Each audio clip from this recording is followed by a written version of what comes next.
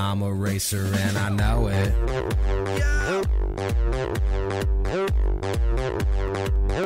I'm a racer and I know it. Hello and welcome, racer fans, to another episode of This Week in Racer Women's Basketball. I'm James Lowery, joined again by Coach Rob Cross. Coach, going back to last year's games, you had one against Missouri on December 20th. Why don't you go ahead and tell us about it? Well, I'll tell you, we played a very confident, aggressive offensive team in Missouri, a team that was averaging almost 90 points a game for their last 6 games coming into that game, and the top three-point shooting team in the country. We did an outstanding job defensively. We really were keyed into our defensive assignments from the beginning. It was a one-point game at the half. Erica Sisk came out on fire, had a great start to the game and really played well the entire game. All of our kids did a nice job that game.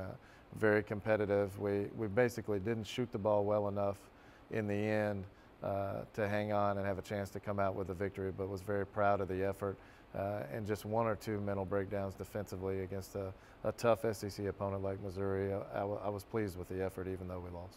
All right, now you mentioned Erica Sisk came out, played really well. I believe she was named OVC Freshman of the Week? Yeah, she was. It was her third OVC Freshman of the Week honor. Very, very excited for her to receive that. And, you know, the thing she did is she really stepped up from the beginning of the game, you know, in the big moment. And that's something that's tough to learn how to do. It's something that you have, I believe, and she certainly has it. And we're looking forward to a bright future from her. All right, now your last game of the year was this past Monday against Eastern Kentucky.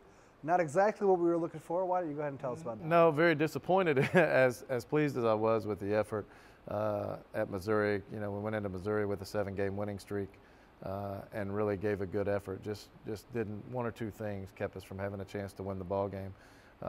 Very, very disappointed with the effort on New Year's Eve against Eastern Kentucky. You know, your first conference game, it's at home. You know, the old formula to have a chance to compete for a championship, you need to win all your home games and at least split on the road. You know, and we gave one away. You got to give a lot of credit to Eastern Kentucky. They played very well, but we played very poorly. And the film, you know, needed to watch the film after the game. And when I was talking to the media, I told them we'll see if it's as bad as I thought it was. You know, all of our players would agree it's worse than we thought it was at the time.